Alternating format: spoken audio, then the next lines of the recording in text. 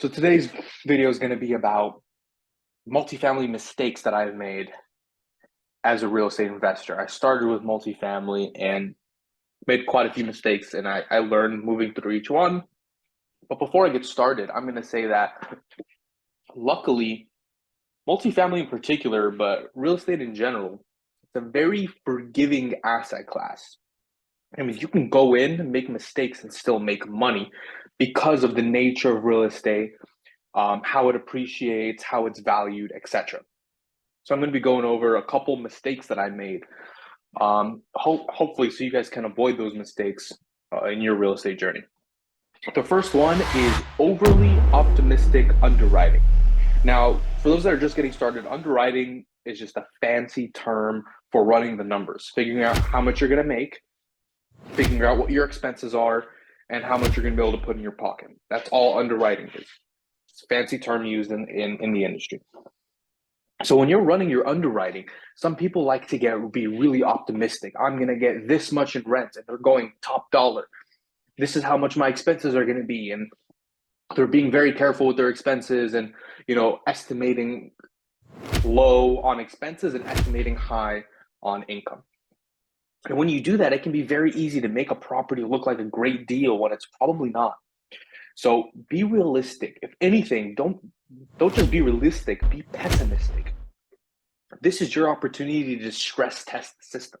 You want it to break when you're underwriting. Whether you're using a spreadsheet, I'll put something in the description below for what I use. It's probably a little much. It depends if you're looking for a duplex or you're looking for a 10 unit, you're going to be doing something different. But the point is you want to be able to, okay, worst case scenario, this neighborhood takes a downturn in a year or two. What do I know I can get in rents? What is a rent that I know if I listed it, it'll get picked up immediately? Okay, what are my expenses? Did I actually call out and bid expenses? Did I actually start calling out landscapers and seeing how much landscaping is going to cost? Did I actually go out and figure out, okay, what are the utilities? What utilities are they paying now? So you'll dive into underwriting when you're under contract. Before that, you can use rules of thumb. There's a 50% expense ratio. I'm not going to dive too deep into that, but it's pretty much your expenses are going to be half your income before you pay your mortgage. So a really quick way to figure out if this multifamily in particular is going to make money, you take the revenue, stabilized revenue divided by 2 minus your mortgage and your taxes, and that's how much you'll take home that year. It's a very broad rule of thumb, but it'll help you know whether or not you should deep dive it. But once you're under contract, you actually need to go in and figure out all those numbers. Do not be too optimistic and end up buying a mediocre deal thinking it's a slam dunk. It's a very, very easy trap to fall into. The second thing is going to be purchasing a property without having enough for renovations. Story time. Green Feather Apartments, 10 units. I purchased it for $600,000 and it needed $50,000 work. Okay, the after repair value was $900,000, so there was a good gap there.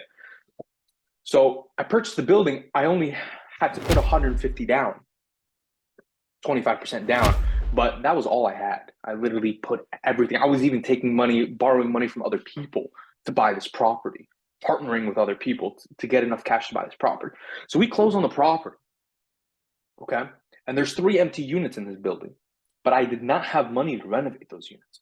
So I had to scrap, and all the money that came in from the cash flow, and it wasn't a lot, because like I said, there was 3 empty units. So what should have been a 2-month turnaround, where I should have fixed the building up, made it worth 900 in 2 months, 3 months, it took me 8 months from scrapping, and I opened a business credit card and I used that. And I literally did everything I needed to get that 50 grand together to fix the building up and rent it and do the repairs that was necessary that the previous owner was skipping out on, is why we were able to get it at a discount. So I literally went out and I did everything I can, but it was stressful for a long time. The turn took a lot longer than it needed, and the market actually turned on us. This building should have been worth about $1 million. But because the renovation took so long, interest rates went up, the building was worth less.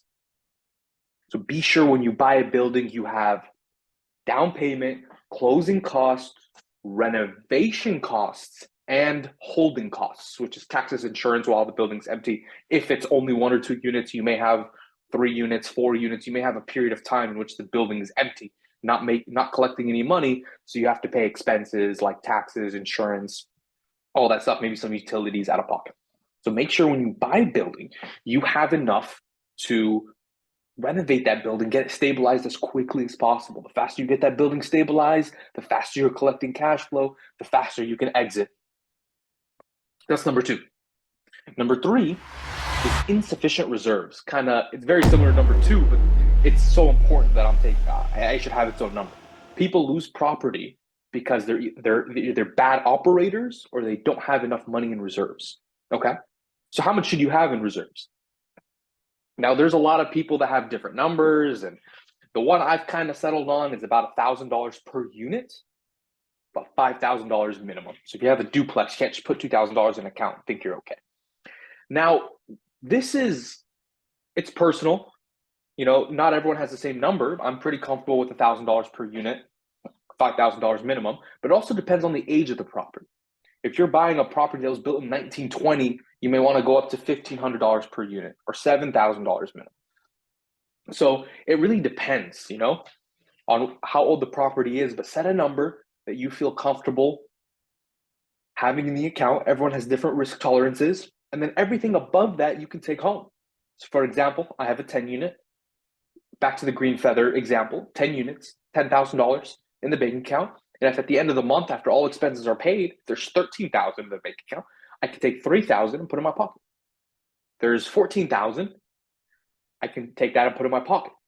Now, if it drops to $9,000, let's say we had some big expenses, so at the end of the month, the bank account has $9,000, obviously there's no distribution, and the following month, it has to fill the bank account back up to 10 plus whatever is over, then I can start putting money in my pocket again. Do not skimp on reserves. I know people that leave their bank account empty I don't understand how they sleep at night. So make sure that you're keeping money in reserves. And a little tidbit on top of that, make sure that your personal expenses are separate than the property's expenses. This is important to make sure you have enough for reserves, to make sure you have enough if anything goes wrong. This is how people lose property. This is how people think real estate's risky, real estate's not risky. You can control the risk by taking smart moves. You can make real estate less risky. You can't do that with stocks. If a company makes a bad move, if the CEO does something stupid and you lose money, there's nothing you could have done about that. But with real estate, you can protect yourself. And like I said, the inspection report is kind of going to be your Bible on what you need to do as far as renovating the property, as far as what you need to have in reserves. It'll give you an idea, which leads us straight to the next one. And the final one is be sure you're prepared for ticking time bombs. So these are major repairs that are coming due, like the roof, like the HVAC, like the water heater. So you'll want to adjust those reserves based on repairs you need to do. Unfortunately, some people will keep low repairs because they want to take more money home, low reserves because they want to take more money home. But then a big repair will come and it'll wipe them out, or more than wipe them out. Let's say someone's keeping $5,000 in reserves, roof starts leaking. Every vendor they bring out says it needs to be replaced. It's $11,000, $12,000 repair, and they only have $3,000 sitting in their business account. So it could be a problem. So if you have ticking time bombs that are coming due, you got to make sure that your reserves are strong enough to prepare for that. You could do them at closing if it's something that is towards the end of its life. You really want to do that at closing. You can use that to negotiate the sales price.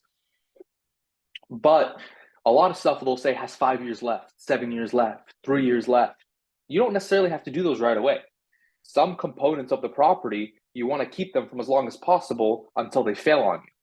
Like, for example, things like HVAC. I'm not changing HVAC just because it's getting older. But once the HVAC fails, I need to be prepared to change it immediately, especially if it's below freezing, some of my Ohio properties. below a certain temperature, I have to get heat back up within a certain amount of time, simply because it's uninhabitable when it's 20 and the heat goes out and now it's 25 degrees in the apartment. The tenants can't live like that. So I'm going to go back and review these real quick. These are the 4 big ones that I believe can blow up a deal. First one, overly optimistic underwriting. You want to make sure that you underwrite honestly, you're realistic about your income, you're realistic about your expenses. Number 2, purchasing a property without having enough for the renovation. Purchase a property, be realistic about how much it's going to cost to stabilize the property, and then make sure you have that before you close. Don't try to gather that money later. Make sure you have that money sitting in a bank account when you close, hit the ground running. Number 3, sufficient reserves. Make sure you have enough money sitting in a bank account and only take profits on top of that. Now, your reserves will be adjusted based on the property, how old it is, what issues are coming up, what ticking time bombs are coming, which is the next one. Make sure you know what bombs are about to go off. Make sure you're prepared for them. Make sure you know how long is left on the HVACs, how long is left on the roof, how long is left on the water heater, especially with older properties. Older properties, then you have to start worrying about electrical and plumbing and things as such. So real estate is a wonderful vehicle for making money and building wealth, but you have to be prepared because we're dealing with large dollar amounts. We're dealing with 100, 200, 500 million dollar properties, $2 million properties. So mistakes can be very, very costly. So you got to make sure that you're prepared. So go out there and invest intelligently and make money, build wealth. Thank you guys for watching. I hope you guys learned something, and I'll catch you guys on the next one.